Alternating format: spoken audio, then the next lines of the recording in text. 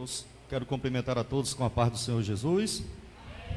Amém. Que maravilha estarmos aqui reunidos nesse culto da quarta-feira, culto de doutrina, culto de ensinamento da palavra de Deus. Louvo a Deus pela vida de vocês que gostam da palavra de Deus, que amam, ouvir, aprender e praticar a palavra de Deus. Glória a Deus. Estamos felizes, pela oportunidade que o Senhor nos dá de chegarmos até aqui à casa do Senhor, para adorar e bendizer o seu santo nome, que é digno de todo louvor, de toda honra, de toda glória. Aleluia. No culto passado eu não pude estar aqui, estava enfermo, mas graças a Deus e graças às orações da igreja estou aqui de volta. Amém?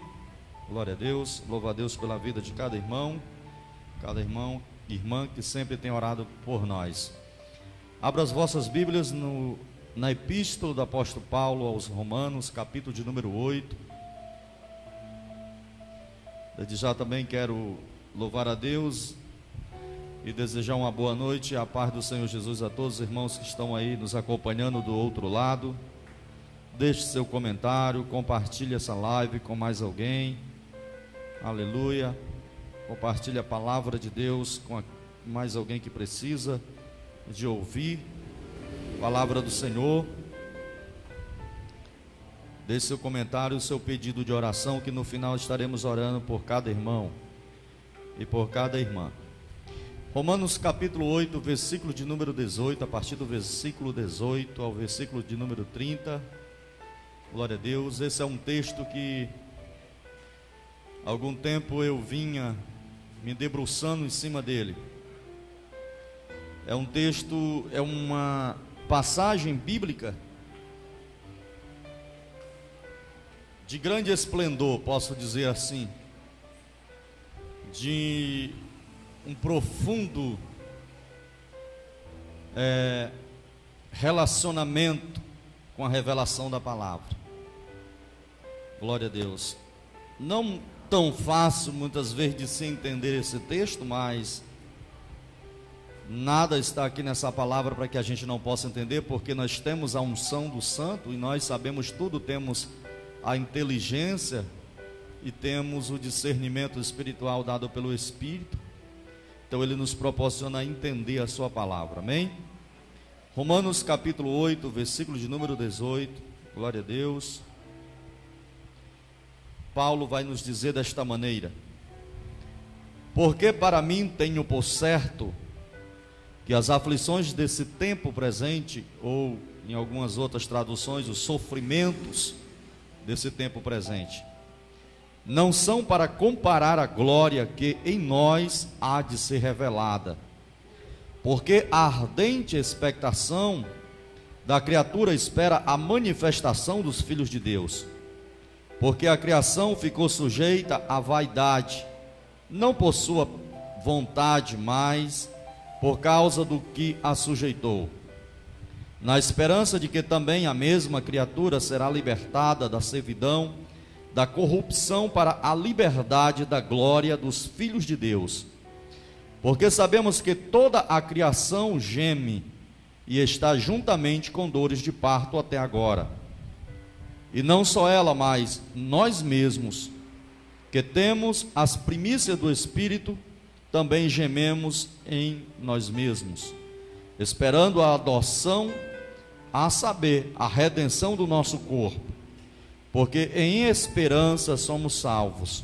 Ora, a esperança que se vê não é esperança, porque o que alguém vê, como esperará?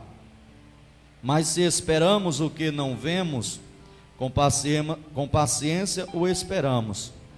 E da mesma maneira também o Espírito ajuda as nossas fraquezas, porque não sabemos o que havemos de pedir como convém, mas o mesmo Espírito intercede por nós com gemidos inexprimíveis. E aquele que examina os corações sabe qual é a intenção do Espírito, e é ele que, segundo Deus, intercede pelos santos. E sabemos que todas as coisas contribuem juntamente para o bem daqueles que amam a Deus, daqueles que são chamados por seu decreto. Porque os que dantes conheceu, também os predestinou para serem conforme a imagem de seu Filho, a fim de que ele seja o primogênito entre muitos irmãos. E aos que predestinou, a esses também chamou. E aos que chamou, a esses também justificou. E aos que justificou, a esses também glorificou. Amém? Oremos. Pai, no nome de Jesus, aqui está a tua palavra, Senhor, que foi revelada a teu santo apóstolo Paulo e nos dada para o conhecimento dos acontecimentos futuros, Senhor. Que teu Espírito Santo, que intercede por nós também nessa noite, fale conosco, nos instrua, abra o nosso entendimento para compreendermos as pérolas mais escondidas da tua palavra, Senhor, os segredos mais profundos, Senhor, que está nesse texto. Revela a nós nessa noite, Pai. Faz-nos entender, Senhor, a tua palavra, compreendermos e aguardarmos. Meu Deus, te peço em nome de Jesus, neutraliza toda a ação do inimigo que queira roubar a nossa atenção, que queira tirar-nos do foco de entendermos e nos alimentarmos da tua palavra, Senhor. Pai, em nome de Jesus, usa a minha vida para a tua igreja e para mim mesmo, assim eu te peço, em nome de Jesus, amém. Podem sentar.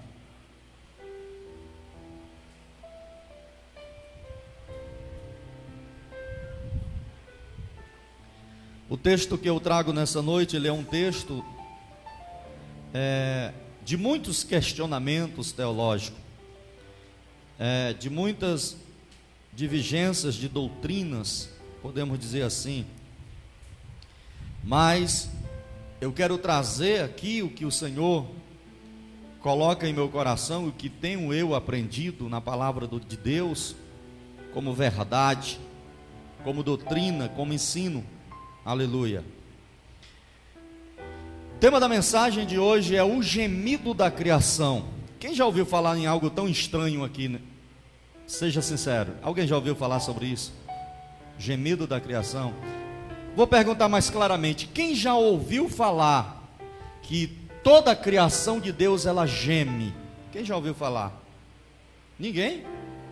Pois você está diante de um texto, aleluia, que nos fala exatamente isto: que toda a criação de Deus, tudo que Deus criou, ela geme. Amém? Ou seja, ela sofre por causa de um negócio chamado pecado.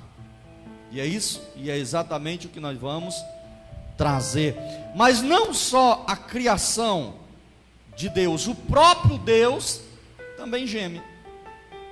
O texto que nós vemos aqui, a leitura, o Espírito Santo ele intercede com gemidos inexprimíveis. Então, tanto geme a natureza, como geme o homem, como geme Deus. E o motivo desse gemido nós iremos entender nessa noite. Amém? Quantos estão dispostos a entender? Glória a Deus. Vale ressaltar o que Paulo está falando aqui, acerca das primícias do Espírito Santo, da esperança, da intercessão e da eleição dos santos. São os assuntos concernentes a esse texto. E lá no versículo de número 18, Paulo ele já vai nos falar desta maneira: porque para mim tenho por certo.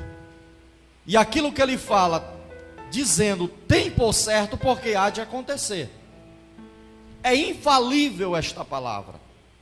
Pastor, você falou que havia uma divergência de doutrina, de ensinamentos acerca desse texto. Sim.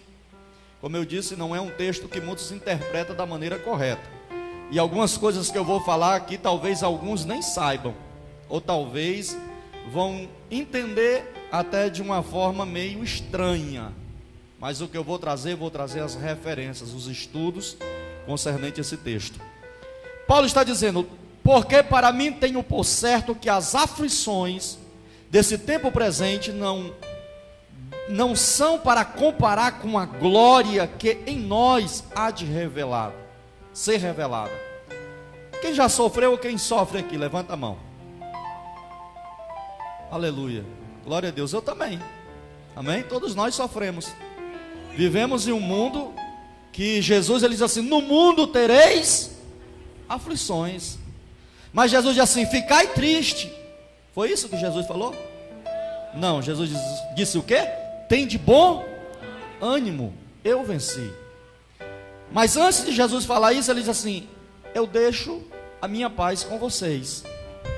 Então nós temos essa paz que traz conforto em meio às aflições, em meio às lutas. No momento que as lutas querem nos sucumbir, temos uma paz dentro de nós que faz nós prosseguirmos, irmos avante e não desistir da caminhada.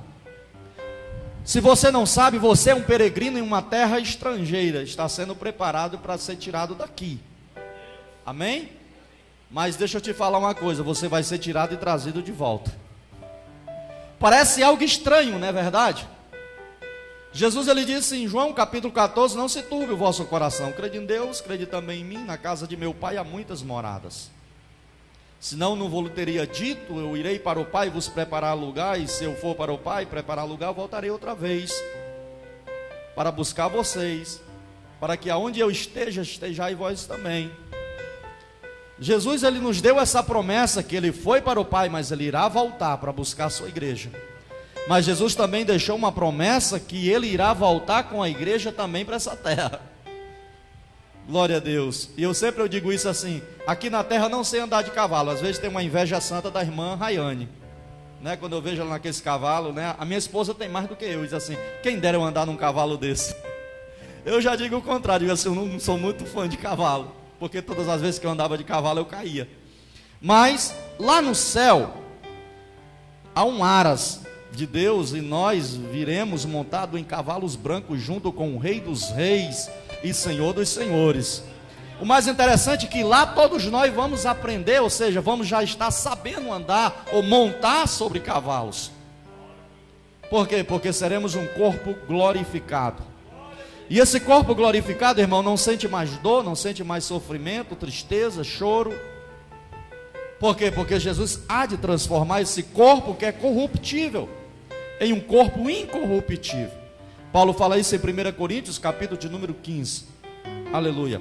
E Paulo está nos falando aqui que o sofrimento do tempo presente não dá para comparar com a glória que em nós há de ser revelada. Ainda vai ser revelada esta glória. Louvado seja o nome do Senhor.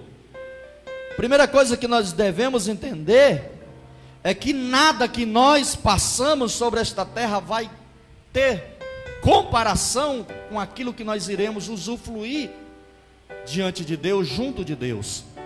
Amém? Nenhum sofrimento que nós passamos aqui.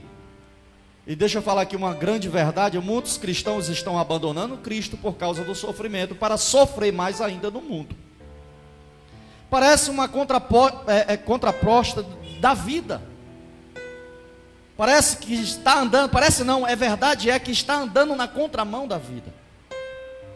Porque deixar um sofrimento, que você tem um Deus que te ajuda em todo ele, em todo o caminho, em todo o sofrimento, para deixar o Cristo que ajuda para viver um sofrimento maior e pior, um sofrimento eterno, uma eternidade apartado de Deus, aonde a Bíblia diz que lá nesse lugar é lugar de tormento.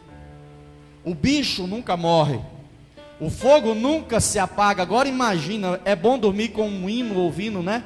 Um hino, dormir num silêncio da noite é bom. Mas imagina uma eternidade de gritos, prantos e clamores. Um fogo que sufoca aquele corpo. Pastor, o corpo, é o corpo. Jesus, ele diz assim: não temas quem pode fazer mal ao corpo, matar ao corpo, mas temei antes aquele que tem o poder de lançar o corpo e a alma no inferno. Então saiba de uma coisa: todos que já morreram sobre esta terra um dia hão de ressuscitar, prestar conta diante de Deus. Tanto os que dormiram em Cristo como os que não dormiram. Haverá duas ressurreições. A primeira será a ressurreição dos santos que dormem em Cristo de 2000 anos para cá. Mas a segunda ressurreição essa será a pior, que será a ressurreição dos ímpios.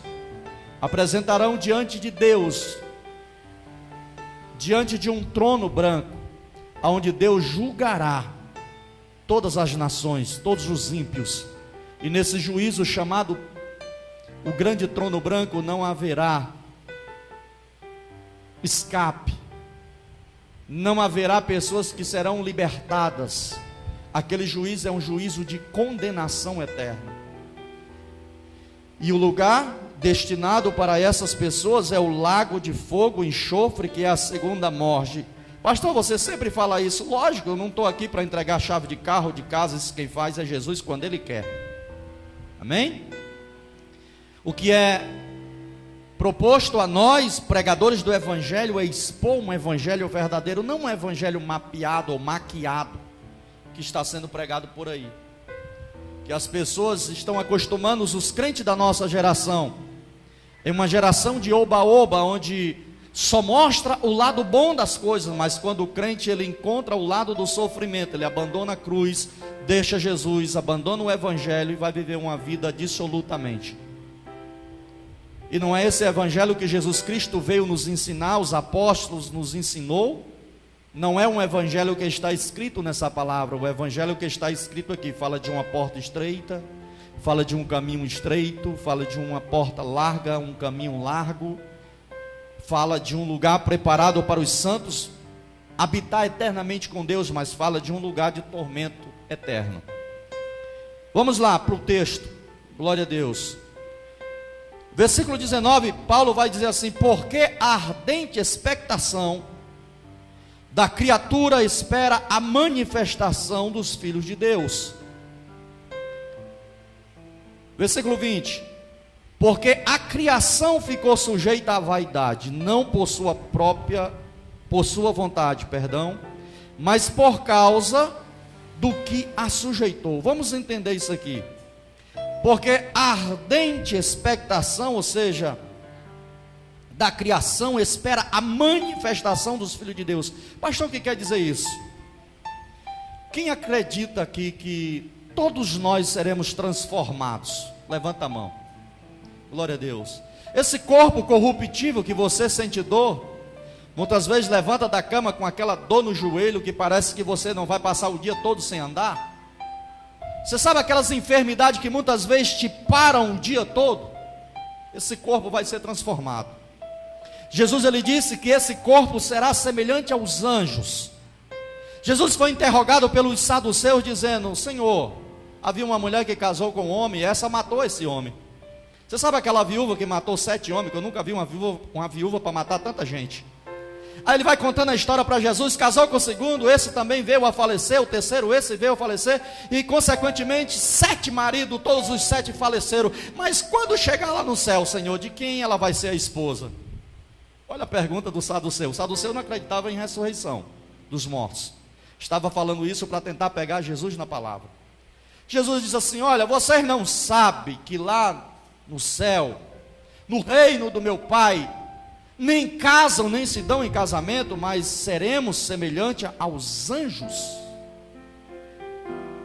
E se você já estudou acerca de angeologia, que é a doutrina que ensina acerca dos anjos, você vai saber que anjos são seres espirituais que no Antigo Testamento, nós bem sabemos, e no Novo também, que eles assumiam muitas vezes a forma humana, para entregarem mensagens, para vir cumprir certas missões aqui na terra, e ainda cumprem. E esses anjos são pessoas que comiam com os seres humanos, mas também sumiam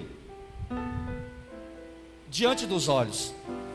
Eram seres que caminhavam junto com os seres humanos, mas era transportado de um lugar para o outro em um piscar de olhos. Esse será o corpo que você terá. Esse será o corpo que você herdará. Bendito seja o nome do Senhor. Então, deixa eu te dizer uma coisa. O céu é tão magnífico, irmão, que não dá para explicar as grandezas. Só temos um pouco de conhecimento acerca de como nós seremos e como é um pouco do céu. Louvado seja o nome do Senhor. E é uma coisa que eu quero ressaltar aqui acerca de céu. Amém? Paulo está dizendo que toda a criação, ela geme e está em expectativa da manifestação dos filhos de Deus em glória. E o que é isso, pastor? Isso ocorrerá quando o segundo advento de Cristo ocorrer. Isso vai acontecer desde a grande tribulação até o final do milênio. Depois do milênio, aí sim, juízo das nações, aquilo que Jesus ele disse, que ele virá com os anjos e assentará no trono da sua glória, e irá separar os bodes das ovelhas, irão apartar os bodes para a esquerda e as ovelhas à sua direita. Ou seja, isso significa julgamento das nações. Deus vai separar o joio do trigo, o bode da ovelha, o mal do bom, e ali dará início um reino eterno com Deus, depois do juízo final. Isso é pano para muita manga, não vai dar para explicar. Eu quero falar aqui apenas do gemido da criação. Quando eu falo de criação, eu falo de tudo que Deus criou, até o cosmos. E até o cosmos, ele sofreu com a queda da humanidade. Deus criou um reino para o homem perfeito. Quantos estão entendendo? Diga amém. Perfeito. Deus entregou o reino ao homem para ele zelar, cuidar.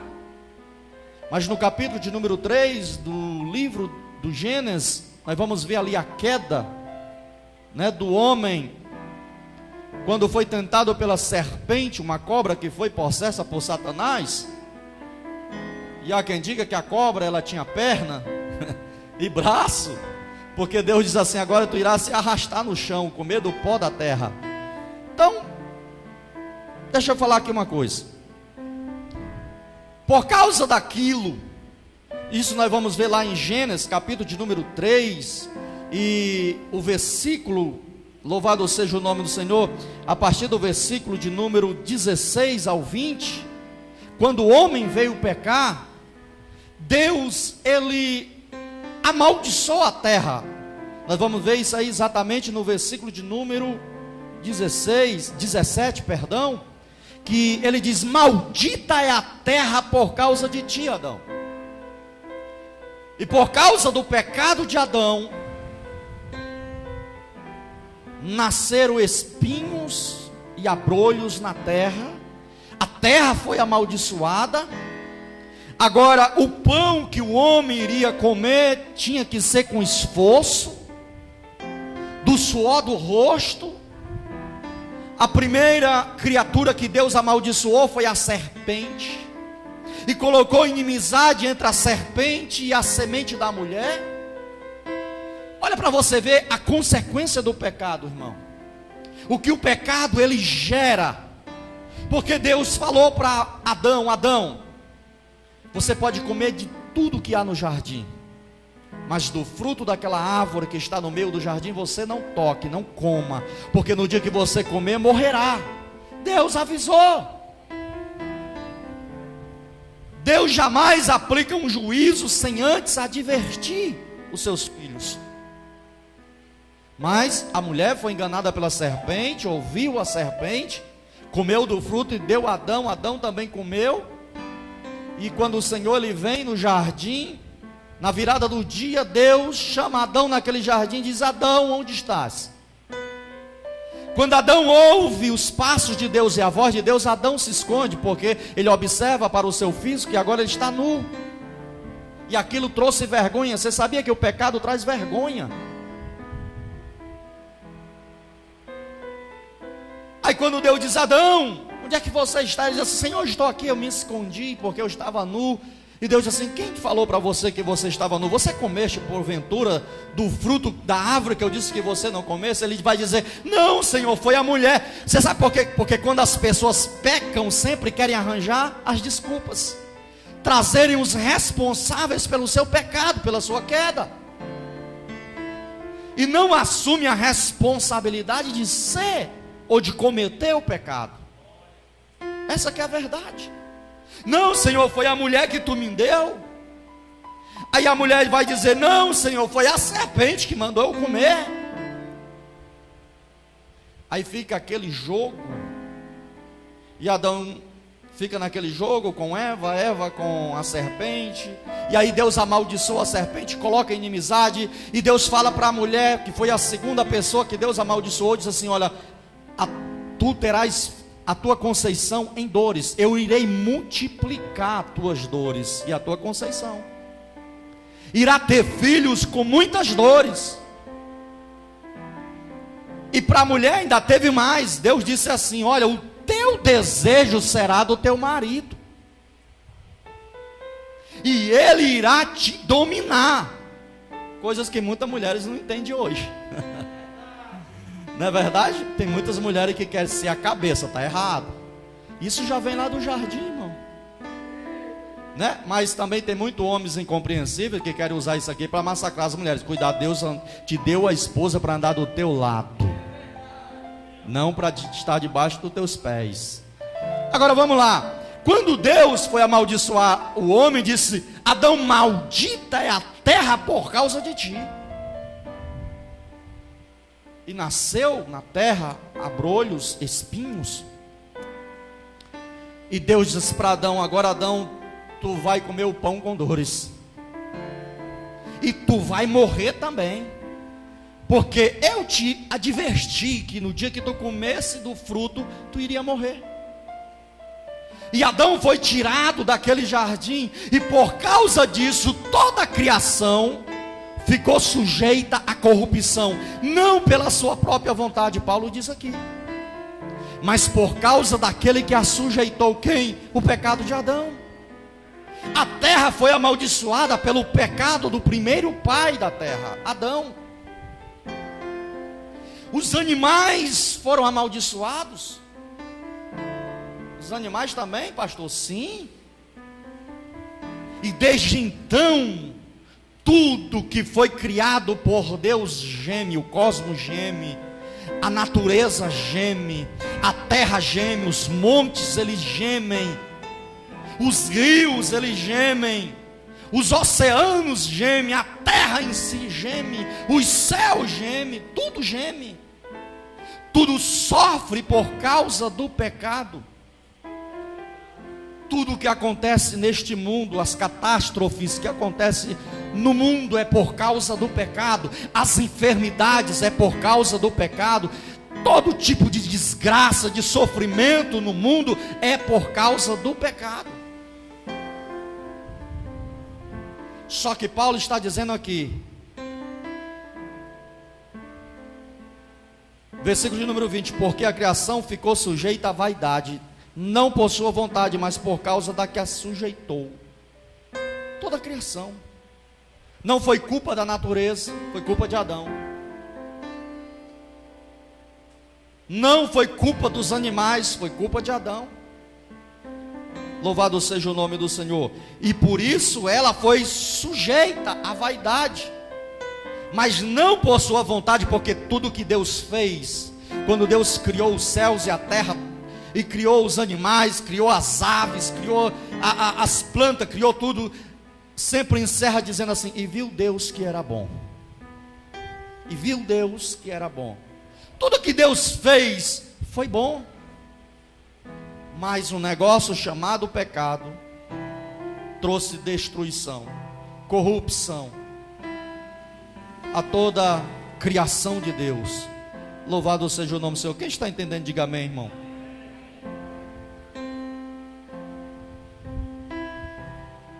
Deixa eu correr aqui, senão não dá tempo.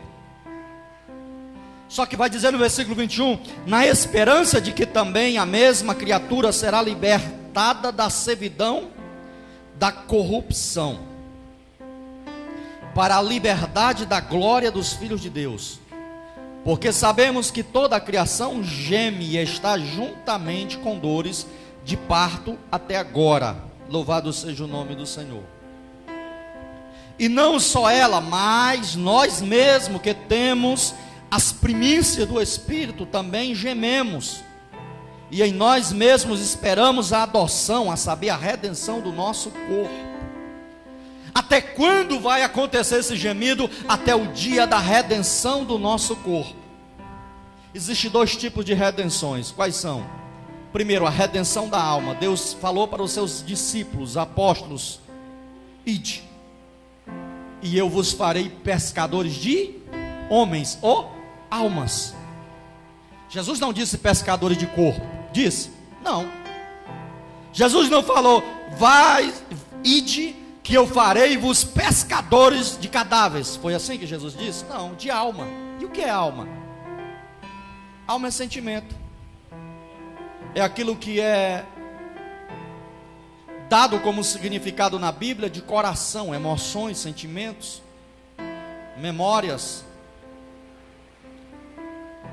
É a psique do ser humano, é o coração, a alma. Quando alguém morre nessa terra sem Jesus, a sua alma ela vai para o Hades, para o inferno. E o que está lá são as memórias. Por isso que na parábola do rico e o Lázaro, o rico clamava dizendo: pai Abraão, pede para que Lázaro vá ter com meus irmãos, porque ele sabia que lá na terra existia a sua família que ainda não tinha entregado a vida para Deus. E ele não queria que viesse para o mesmo lugar de tormento. As almas daqueles que morreram sem Cristo, morreram na impiedade do pecado, hoje clamam dia e noite, porque ainda há dia, mas ali é um pedaço da eternidade, porque serão tirados de lá para serem jogados em outra eternidade, que é o lago de fogo e enxofre. Se o inferno já é ruim, as almas clamam de dia e de noite, imagina o lago de fogo e enxofre. Não estou falando isso aqui para te atemorizar, estou falando isso aqui para você ter conhecimento. Não brincar de ser crente, não brincar de ser cristão, você ter convicção para que você aceitou Jesus, para não ir para lá. Então toda a criação, ela geme e está com dores de parto. Irmãos, as mulheres que já tiveram filhos, que tiveram partos normais, a dor não é de brincadeira, não é verdade? Só vocês sabem o que se passa lá naquela mesa. As dores são terríveis, maldição lá da Eva, lá de trás, não é verdade? São dores terríveis, mas depois vem a alegria quando está com o filho nos braços. Então a criação ela geme juntamente com dores de parto, é o gemido da criação. É por isso que vemos tantos terremotos, tsunamis, furacões, tornados, avalanches. Isso é a terra gemendo, com dores de parto, para se preparar para a remissão dos filhos de Deus. A natureza geme, as florestas gemem, os pássaros gemem, os peixes do mar, os oceanos, as rochas, tudo geme, toda a criação geme. Tudo que Deus fez, irmão, está ligado com Ele. Amém? Tudo está ligado com Ele, e tudo adora a Ele. Louvado seja o nome do Senhor. Mas eles estão gemendo juntamente com dores de parto até agora, mas porque estão esperando um momento que irá ocorrer, um acontecimento que virá sobre a terra. Louvado seja o nome do Senhor. Presta atenção, que por causa de nós, tudo isso acontece no mundo. Aconteceu um terremoto, matou tantas mil pessoas lá na China, na Ásia, não sei lá onde foi. É culpa nossa. Aí as pessoas, Diácono Fabrício, quer atribuir a culpa a Deus, dizendo: por que Deus permitiu tal coisa? Não, irmão, é o gemido da natureza, por causa do nosso pecado. Toda ação, diz a lei da física, gera uma reação. O que Paulo está nos falando aqui é a contramão do que o cientista Charles Darwin falou. E para quem já estudou e já sabe o que é, quem é o autor, louvado seja o nome do Senhor, da teoria da evolução, mais conhecido como, nos seus escritos, Origens das Espécies. Quem já ouviu falar sobre isso aqui? Quem já teve essa aula? Ou saiu da aula para namorar? Né? Isso aqui está lá no livro de ciência. Charles Darwin é o autor da teoria da evolução. O que é que ele está dizendo? É uma contramão daquilo que Paulo falou há 2000 anos antes dele. Paulo disse que tudo que está acontecendo na terra é por causa do pecado da humanidade. Aí vem Charles Darwin, louvado seja o nome do Senhor, em 1859, nos seus escritos, dizendo que o mundo está em evolução. Mas Paulo está dizendo que o mundo aqui está em corrupção, está em destruição.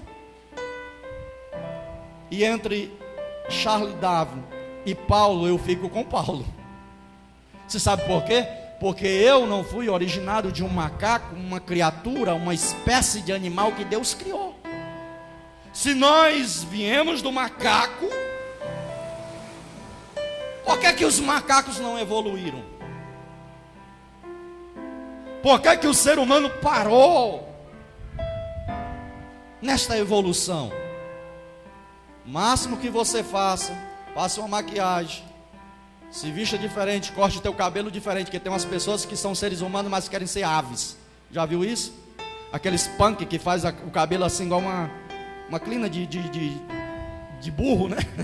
Aí pinta de verde, vermelho. Tem gente querendo ser animais na aparência. E há quem queira ser até parecido com demônios, né? A pessoa coloca aquele monte de pinça, pinta o globo do olho e coloca presas e tatua todo o corpo e fica uma imagem horrenda. Nada contra quem quer fazer isso aí, mas a palavra de Deus já tem outro significado. Mas Paulo está falando que o mundo não está em uma evolução. O mundo está em um processo de destruição. Pastor, me prove isso. Abra a sua Bíblia lá em 2 Pedro, capítulo de número 3. Nós precisamos passear um pouco na Bíblia. 2 Pedro, capítulo de número 3. E como será o processo, você vai ver aqui. Que tudo está gemendo para este acontecimento final. Quem já ouviu falar sobre o dilúvio? Diga glória a Deus. Pois é, até as criancinhas já viram a historinha da Arca de Noé. Você também.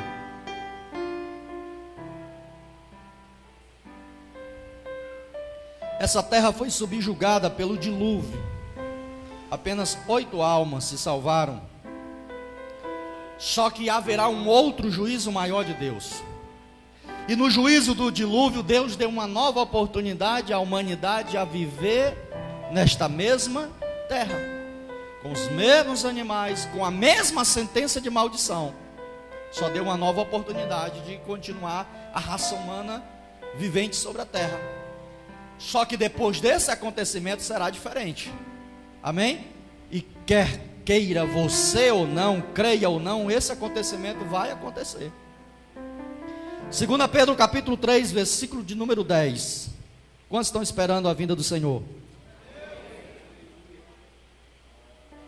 Pedro vai dizer assim: mas o dia do Senhor, versículo 10, 2 Pedro 3, versículo 10. Mas o dia do Senhor virá como o ladrão de noite, no qual os céus passarão com grande estrondo, e os elementos ardendo se desfarão, e a terra e as obras que nele há se queimarão.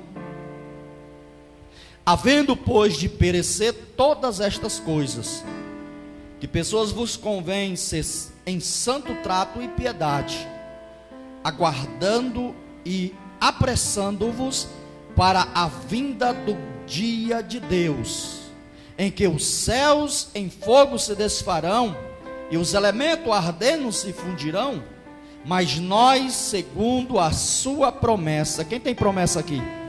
Aguardamos novos céus e nova terra em que habita a justiça de Deus. Toda a criação está gemendo para este acontecimento. Está cativo na corrupção, não por conta própria, mas por causa do pecado de Adão. Toda a criação de Deus sofre, tudo sofre o processo, mas chegará este dia que essa terra será subjugada com fogo. Aleluia. E nós, louvado seja Deus, estamos aguardando uma promessa de redenção do corpo. Quem já foi remido na alma aqui, levanta a mão. Pega carona comigo não, tenha certeza. Amém? Jesus lhe chamou, remiu a tua alma, mas o teu corpo está aguardando a esperança da redenção, a redenção do corpo. E é exatamente isso que Paulo está falando. Esse texto aqui, louvado seja Deus, é um texto que também está lá em Apocalipse, capítulo de número 21, versículo 1, que João está tendo na sua revelação e dizendo que nós estaremos aguardando novos céus e nova terra. Apocalipse, capítulo de número 21, versículo 1, João vai dizer assim, versículo 1, e vi um novo, diga um novo, céu e uma nova terra. Amém? Será um novo céu e uma nova terra. Porque já o primeiro céu e a primeira terra passaram, não irão existir mais. E o mar já não existe. Vai ter sol, sim ou não? Não. Quem é que vai alumiar o próprio brilho de Cristo? Vai ter ladrão nessa cidade, nesse lugar, nesse reino? Não. Os ladrões morreram tudo, foram tudo para o inferno. Amém? Vai ter pessoas doentes? Não. Nós vamos ver também, falando isso aqui, lá em Isaías capítulo 65, versículo 17. Esse que faço nova todas as coisas, eu crio novos céus, nova terra. É isto que está preparado para nós, para mim, para você. Louvado seja o nome do Senhor. É isto que está preparado.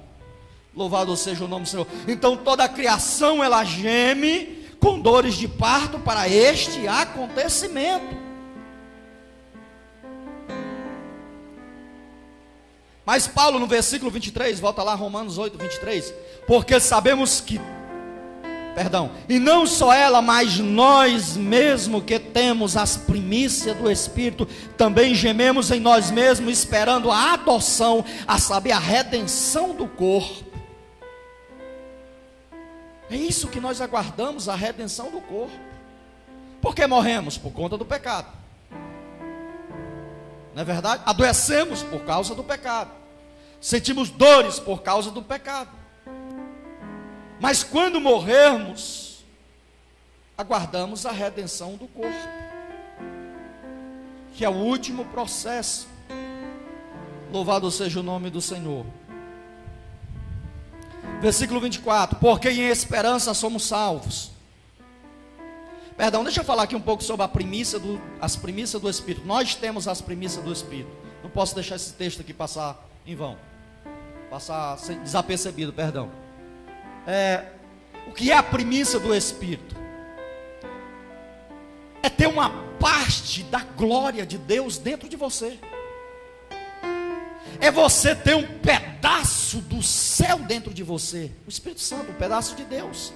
Um pedaço, ou seja, você tem parte da glória dentro de você. Quem tem o Espírito Santo aqui? Levanta a mão. Todos nós temos o selo do penhor, o selo da redenção, o Espírito de Deus. Não confunda ter o Espírito Santo com o batismo no Espírito Santo, que já é outra coisa. Quando você entregou tua vida para Jesus, o Espírito Santo te selou e disse assim: está selado para o dia da redenção. Paulo diz isso. Você tem um selo, você tem uma marca da promessa, e essa marca é a marca da redenção. É a marca que o teu corpo será transformado, semelhante aos anjos, um corpo de glória, semelhante ao Filho de Deus, a Jesus. Bendito seja o nome do Senhor.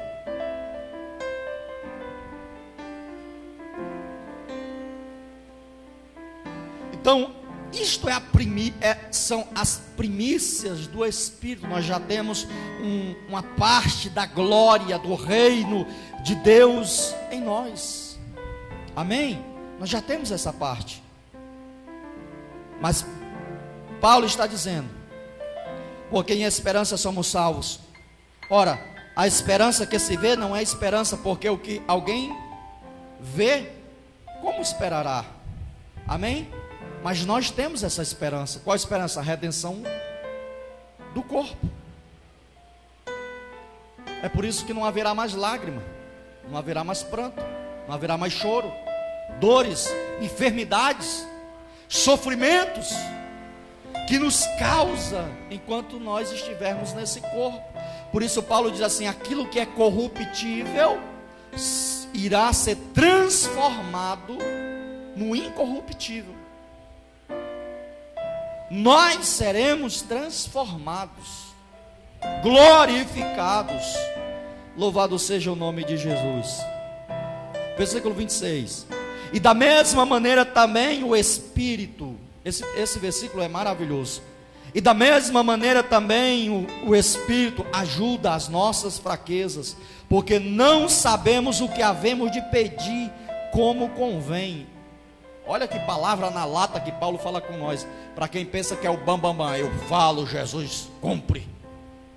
Não, Jesus cumpriu porque o Espírito Santo intercedeu por você e te deu o que era necessário. Viu que aquilo que você estava pedindo estava em conformidade, ligado com Deus. Amém? Então ele está dizendo: e da mesma maneira também o Espírito ajuda as nossas fraquezas. Quem é fraco aqui, levanta a mão. Aqui aqui, ó. Sem Deus nós não somos nada. Amém? Ajuda as nossas fraquezas. Eu vou explicar que tipo de fraqueza é essa. Porque não sabemos o que havemos de pedir como convém, mas o mesmo Espírito intercede por nós com gemidos inexprimíveis. Em outras palavras, Paulo está dizendo que nós não temos a capacidade intelectual de pedirmos o que é correto a Deus.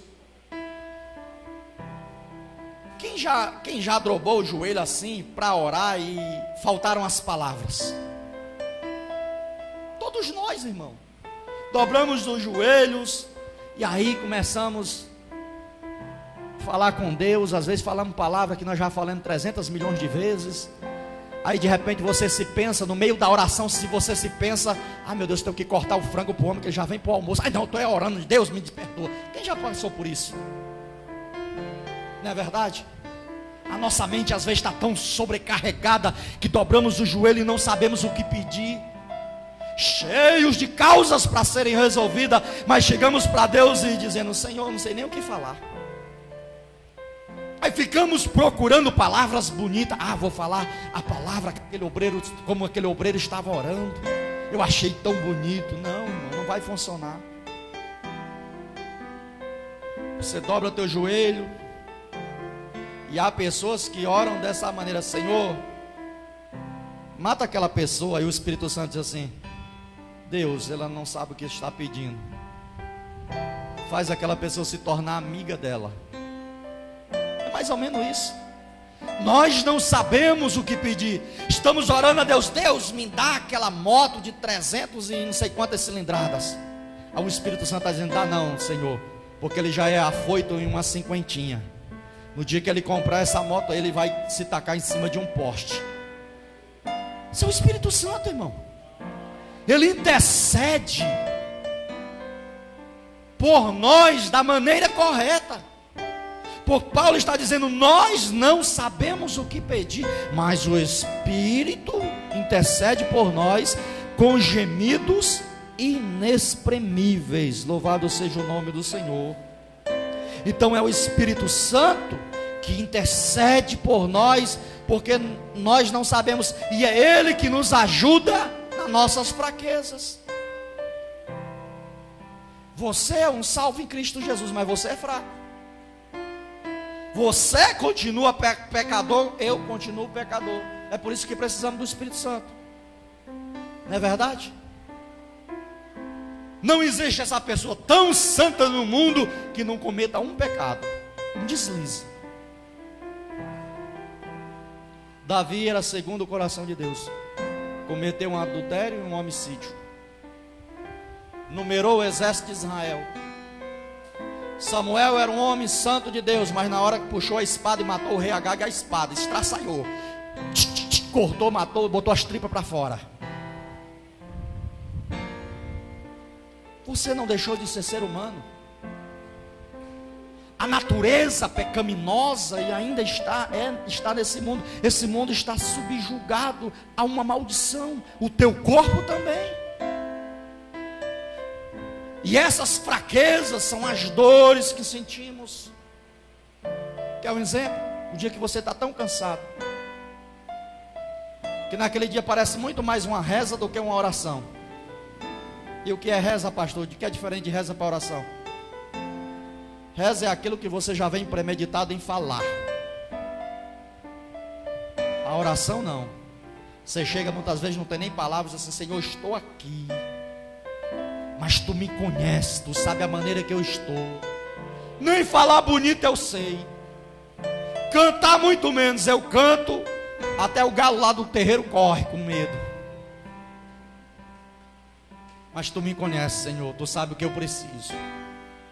Tu sabe como eu sou. Não adianta eu falar para Ti, Senhor, que eu sou isso ou aquilo, porque Tu me conheces na minha essência. Tu sabe o que eu sou, o que eu preciso mudar na minha vida.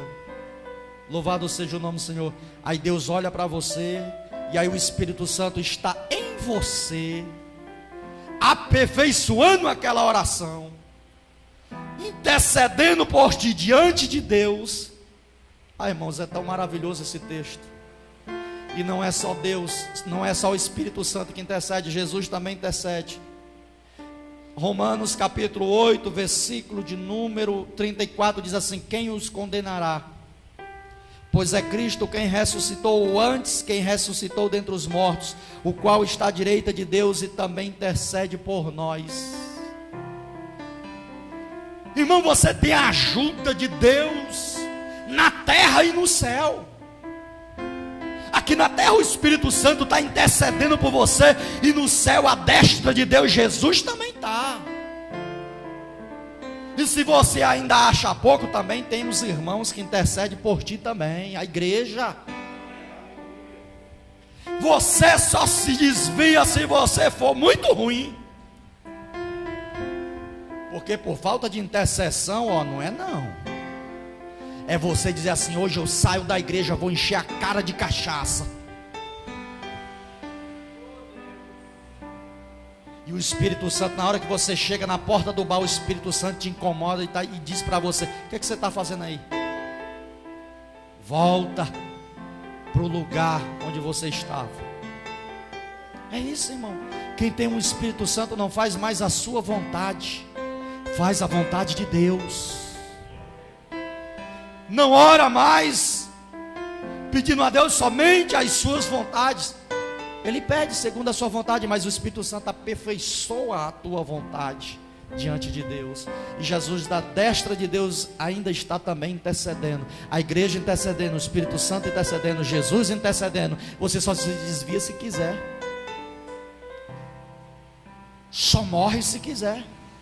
Louvado seja o nome do Senhor. Quem está entendendo essa palavra? O Espírito Santo intercede por nós com gemidos inexprimíveis. Eu falei, a natureza, ou seja, a criação, o cosmos geme, a terra geme, as criaturas de Deus gemem, o homem geme, o Espírito de Deus também geme,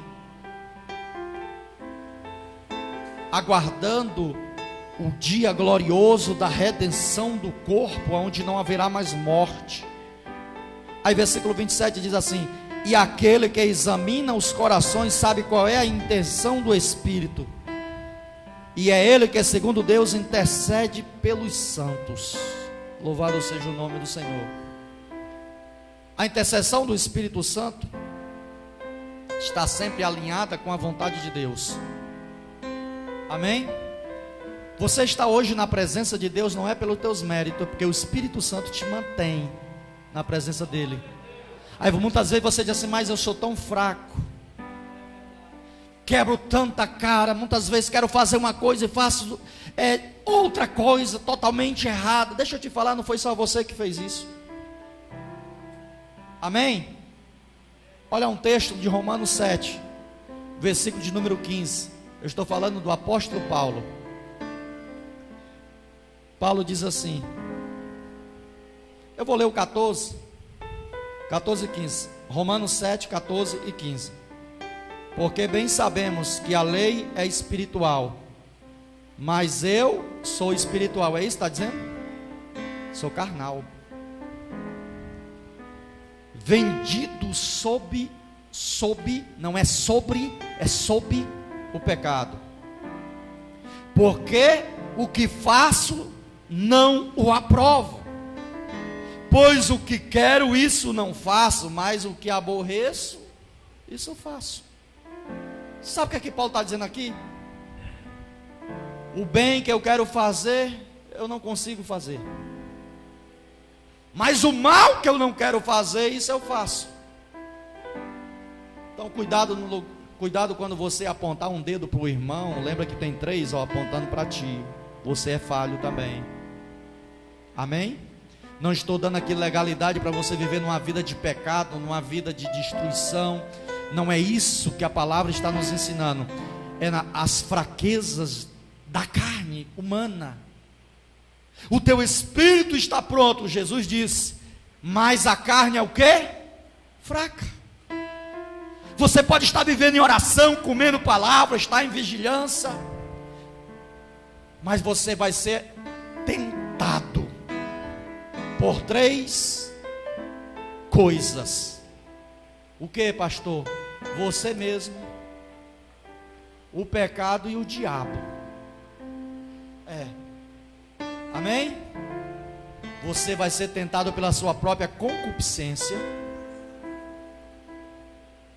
pelo diabo que vai te atentar, e pelo pecado que te rodeia, pelo aquilo que te atrai, pela cobiça dos olhos, pela cobiça da concupiscência da carne.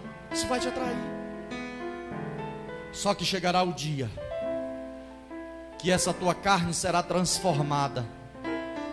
Toda a criação de Deus será transformada. Quando Paulo está dizendo aqui que toda a criação geme, aguardando a redenção dos filhos de Deus, está dizendo, até a terra, toda a criação de Deus, o cosmos, está aguardando essa transformação. Para quê? Para que o homem seja transformado, o corpo seja glorificado, a terra também será glorificada, será um reino de paz. Isaías fala isso. Louvado seja o nome do Senhor. Eu queria ter tempo para explicar melhor essa palavra, porque fica na cabeça de muita gente, né? Às vezes a pessoa diz assim, pastor, você está igual a testemunho de Jeová, pregando o Salmo 37, versículo 11. Mas existe os estudos escatológicos. Pedro falou que isso aqui será subjugado ao fogo. Tudo isso, os elementos se fundirão. Tudo isso aqui será queimado no fogo, destruído. Todas as árvores que você vê, o mar, João disse, não existirá mais. Esses céus não existirá mais. Deus fará novos céus e nova terra. Este é o reino que está preparado para mim e para você. A criação de Deus geme para que aconteça este acontecimento. A redenção dos filhos de Deus e a sua própria também.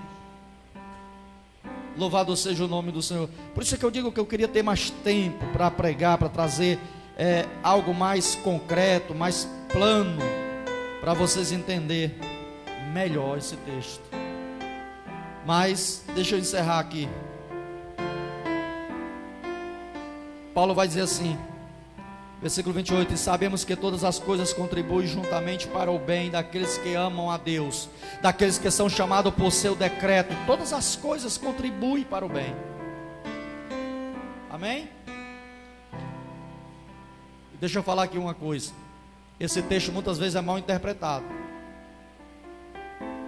Você pode estar dizendo assim: mas pastor,